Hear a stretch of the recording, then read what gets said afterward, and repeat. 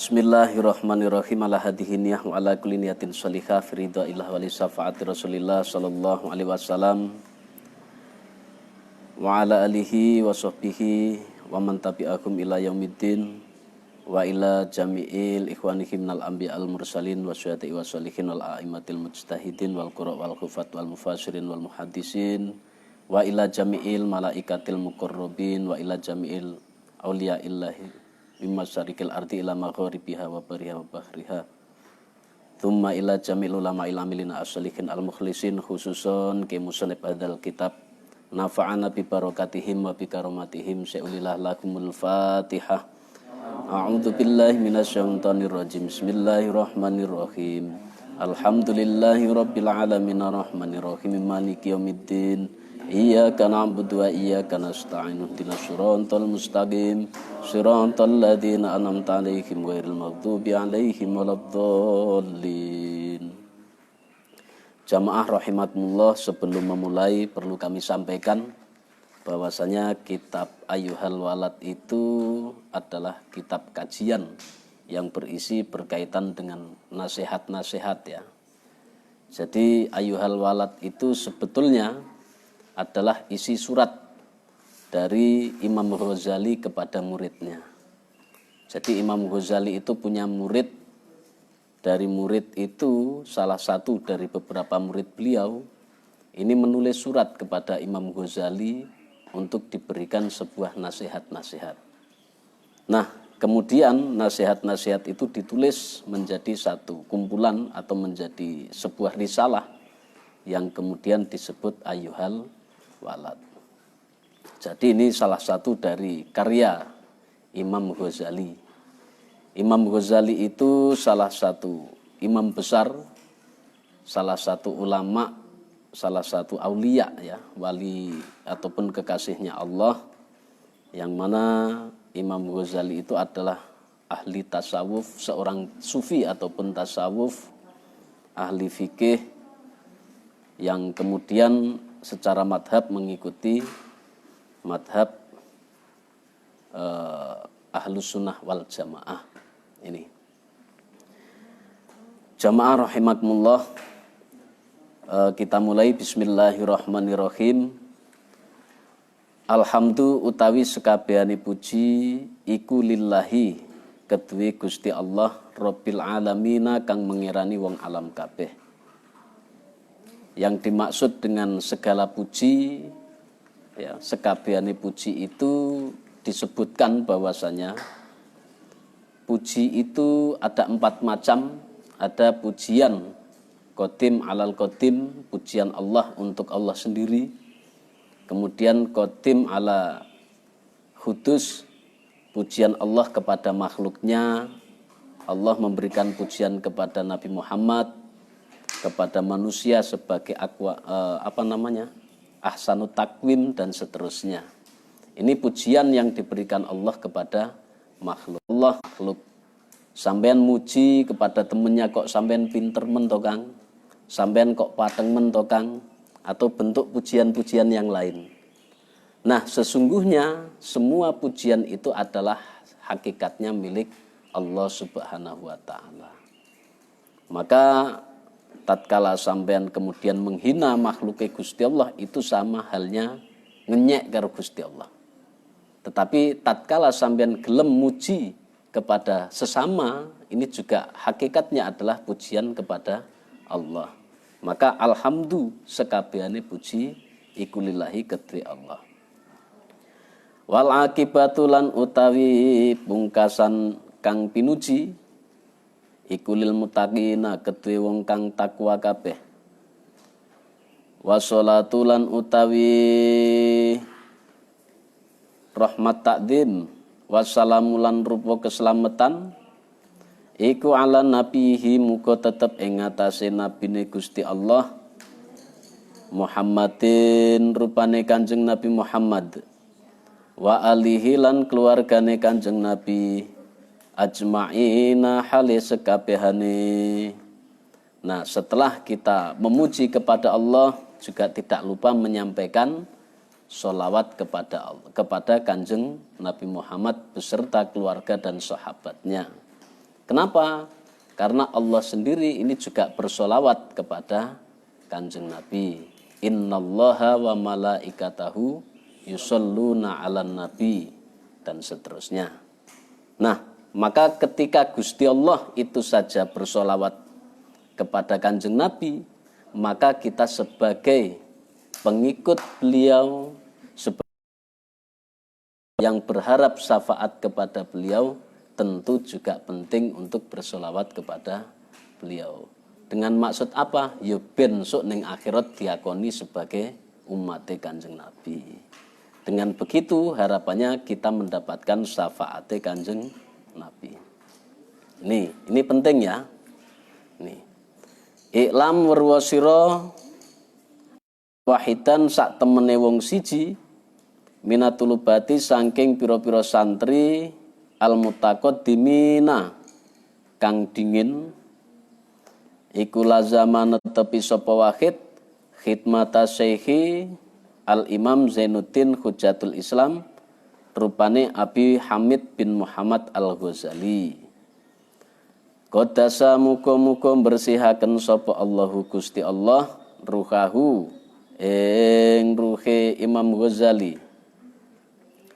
Wa istaghala lan ngunggulake sapa bittihisali kelawan ngaji wa qiraatil ilmi lan maca ilmu alaihi ing ngatasé Imam Ghazali. Hatta jamaah sehingga sapa wahid dako ikol ulumi ing lembut-lembute ngilmu pira-pira ngilmu. Wastakmala purnaake sapa wahid fadhailan nafsi ing sifat-sifat baguse nafs. Ini tuma anahu mongko sak temene nuli sak temene wahid atau salah satu dari santrine Mbah Yai Imam Ghazali iku tafakkaro mikir-mikir sapa wahid yauman ing dalem swiji dina fi hali nafsihi ing dalem tingkah awak dhewene.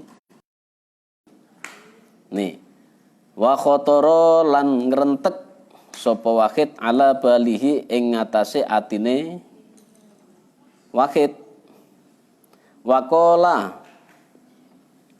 lan matur sapa wahid ini sak temene ingsun ku qara'tu maca sapa ingsun anwa'a minal ulumi anwa'a ing pira-pira werna minal ulumi saking pira-pira ngilmu.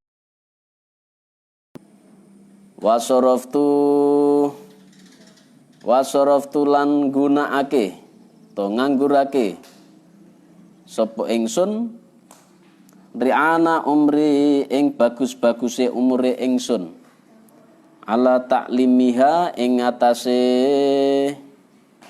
ngaji pira-pira ilmu wa jama'ahima lan ngumpulake ing pira-pira ilmu wa alla wal ana lan ing dalem saiki yang bagi sayukjo li kedue ingsun apa an a'lama yen ta weruh sapa ingsun ayu nau'iha utawi endi-endi wernane ilmu iku yanfa'ani manfaati apa ilmu ing ingsun godan ing dalem besok ing dalem dina kiamah. Wayu anasya lan ngaring-ngaringi ing ingsun fi qabri ing dalem kuburan ingsun. Jadi salah satu dari muridé Imam Ghazali ku mau ya. Imam Ghazali itu memiliki beberapa santri. Kemudian salah satu dari santrinya itu menjadi juruladen. Kalau sekarang ini namanya abdi dalem. Ya. Jadi ngabdi dalem. Yang mana abdi dalem itu kemudian suatu ketika itu mikir kerentek dalam hati, kemudian mikir sakjane dari beberapa ilmu yang saya pelajari, beberapa ilmu yang kami dapatkan, kuwi endi ngilmu sing manfaati sok sing bakal nulungi ing dalem dina kiamah. Endi ilmu-ilmu sing bakale kemudian menjadi aring-aring. Aring-aring itu apa ya? Menyenangkan. Sesuatu yang kemudian menjadi penghibur ketika di dalam kuburan.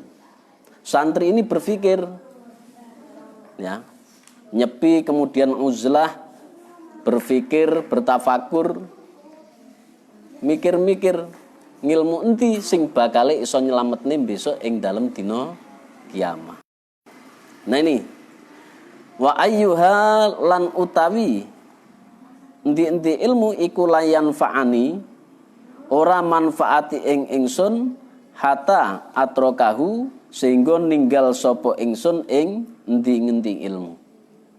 Jadi dari beragam ilmu yang saya pelajari ini mana yang tidak bermanfaat untuk saya, maka ilmu tersebut akan saya tinggalkan. Iki cirine muridé Mbah Imam Ghazali. Artinya galau lah. Ini. Kama koyo keterangan kola kang wis dawuh sapa Rasulullah sallallahu alaihi wasallam. Allahumma duh pangeran ingsun bika kula. Bika a'udzu nyuwun bika kelawan Tuhan min ilmin saking ilmu layan fa'ung kang ora manfaati apa ilmu. Nih. Dadi Kanjeng Nabi mawon nate ndonga ya Allah jauhkan jogonen kula nyuwun dipun jaga dipun reksa dari apa? Dari ilmu sing ora manfaati. Maka kemudian tambah galau santrine Mbah Imam Ghazali tadi. Fastamarot mongko netepi apa hadhil fikratu iki angen hatta kataba sehingga nulis sapa Wahid, nulis surat sapa Wahid ila hadrati Syekh Hujjatul Islam maring Syekh Hujjatul Islam Muhammad Al-Ghazali rupane Imam Al-Ghazali. Nah, setelah galau mikir endi ilmu sing manfaat kemudian bisa nyelametne besok ing dalam dina kiamah, endi ilmu sing gak manfaat yang perlu ditinggalkan, maka kemudian di tengah kegalauannya ini sang murid ini kemudian menulis surat yang kemudian dilayangkan ataupun dikirimkan yakni Imam Ghazali. Nih, rahimahu mugi-mugi paring rahmat sapa Allah ing Imam Ghazali.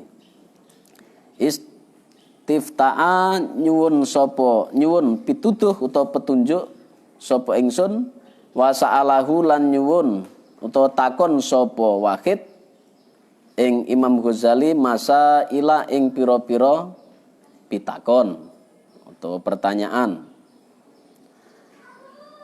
Wal tamasalan nyuwun sapa Wahid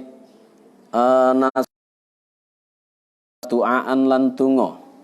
Kala mongko matur Wahid wa ing kana lan lamun ana apa musannifati karangane Syekh musannifatus Syekhi karangane Syekh utawa guru dalam hal ini Imam Ghazali kal ihya'i kaya kitab Ihya Ulumuddin wa ghairihi lan liyane kitab Ihya iku tastamilu mengku apa karangan ala jawabi masaili ing atase jawabe pira-pira pitakon ingsun. Dadi murid iku mau nulis ya Syekh bahwasanya sebetulnya apa yang menjadi pertanyaan-pertanyaan saya ini sebetulnya sudah termaktub, sudah termuat dalam kitab ataupun karangan karya-karya gurune.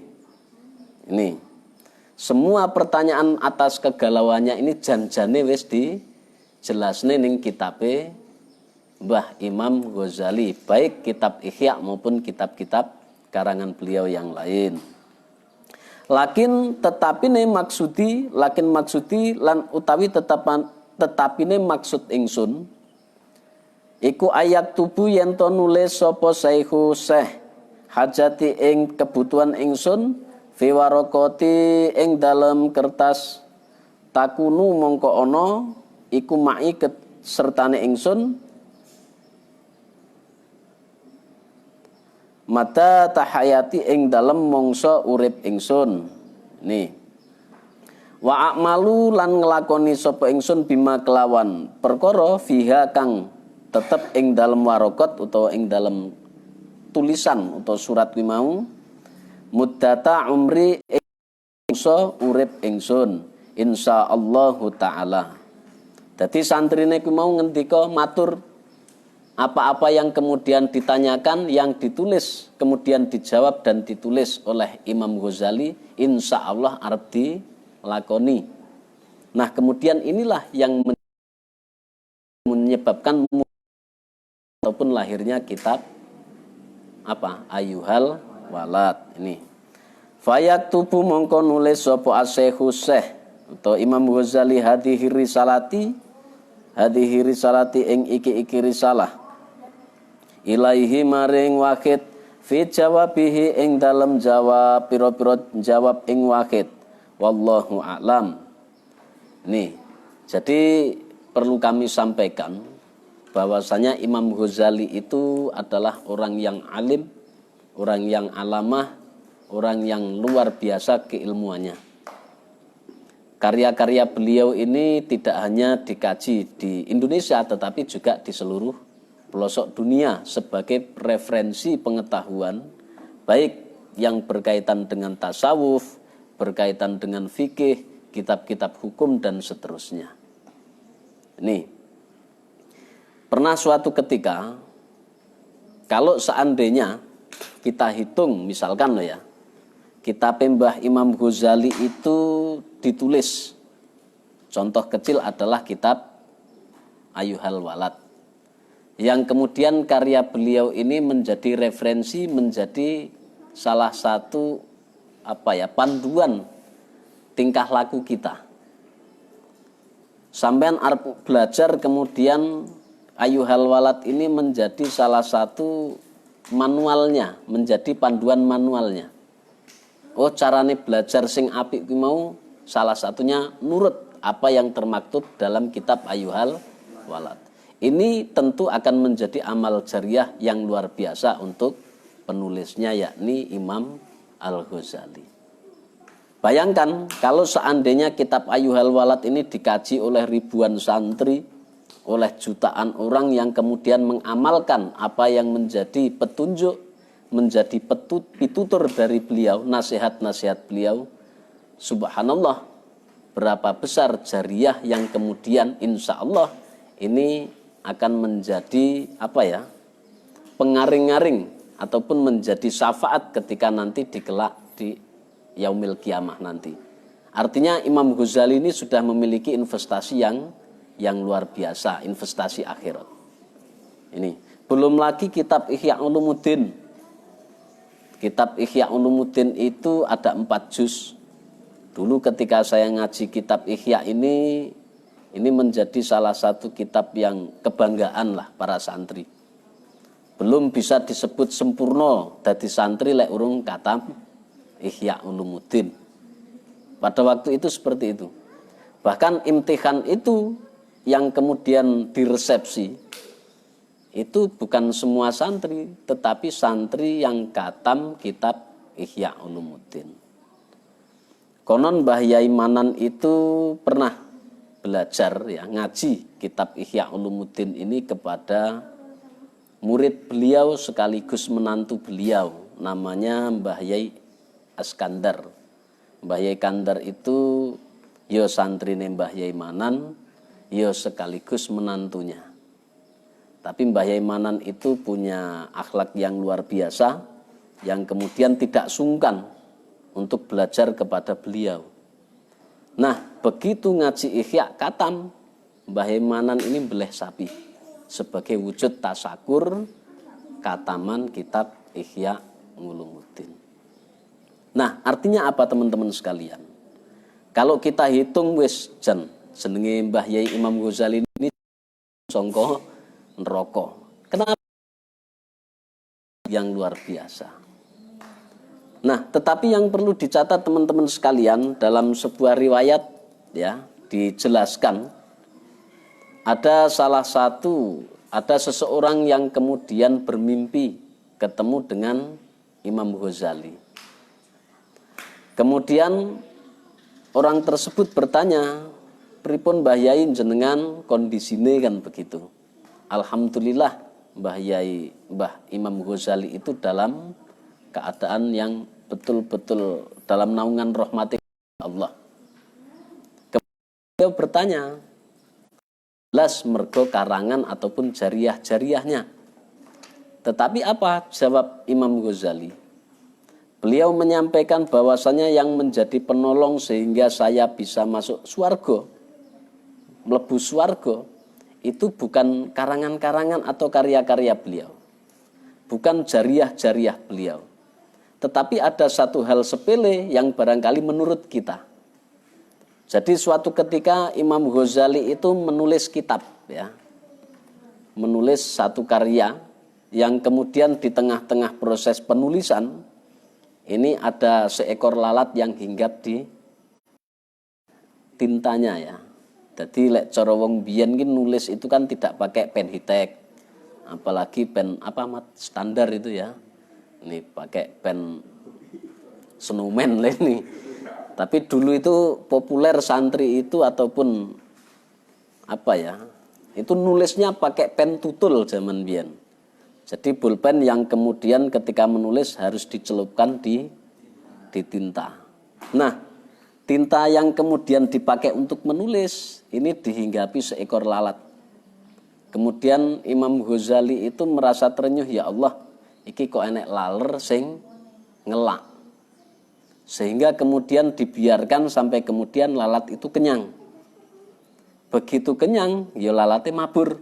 Ora kok diseneni terus kemudian disabuti sampai meledak, tidak. Ini lek awake dhewe kan mesti dikeplak, lek urung kena jan loro ati tenan. Nah ini. Nah, Imam Ghazali tidak. Ternyata apa yang dilakukan Imam Ghazali saking welase, ya, welas karo hayawan atau makhluke Gusti Allah sing rupane laler kuwi mau, ini menjadi wasilah kemudian beliau itu mendapat rahmati Gusti Allah, kemudian ditempatkan ning surgane Gusti. Loh, bayangkan, lelek karo laler we mesakne terus kemudian bisa menjadi wasilah surgane Gusti Allah, ndah nolek mesakne karo kancane. Ini ya. Mesakne karo podo-podo menungsane. Nah ini. Ini salah satu literasi, salah satu referensi yang menceritakan bagaimana akhlak ataupun keilmuane Imam Al-Ghazali. Ini.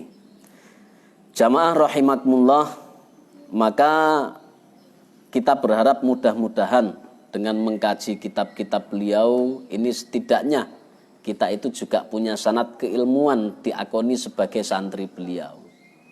Kalau seandainya Mbah Imam Ghazali mau mlebu swarga, setidaknya kita juga diakui sebagai murid beliau yang kemudian sok lening surga yo milok diceluk. Misalkan Mustafa iki mbiyen ketoke tau ngaji Ayyuhal Walad iki. Wis diakoni sebagai santri beliau, diceluk mlebu melok ngaji Ayyuhal Walad. Ini senajan kadang-kadang ngaji keturun ning pojokan ini. Ini biasa, apalagi Ramadan, ini jam-jam kritis ini ya. Saya dulu pernah ngaji nyantri pas zaman di Sumbersari itu kan ngajinya di aulanya kecil.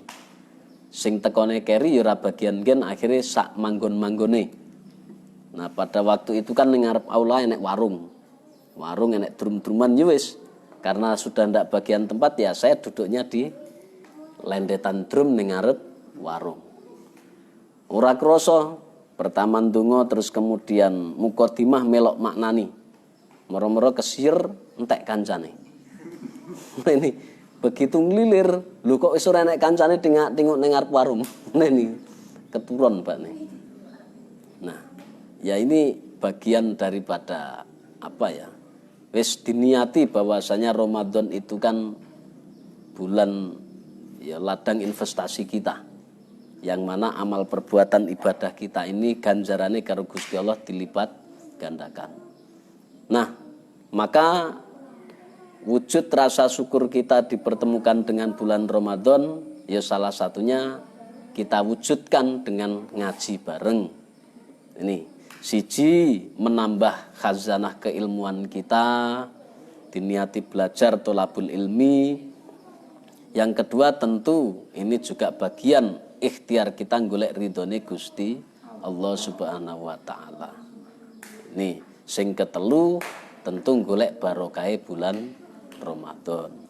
Ini jamaah rahimakumullah, saya kira untuk pembukaan ya, mukadimah ndak usah panjang-panjang.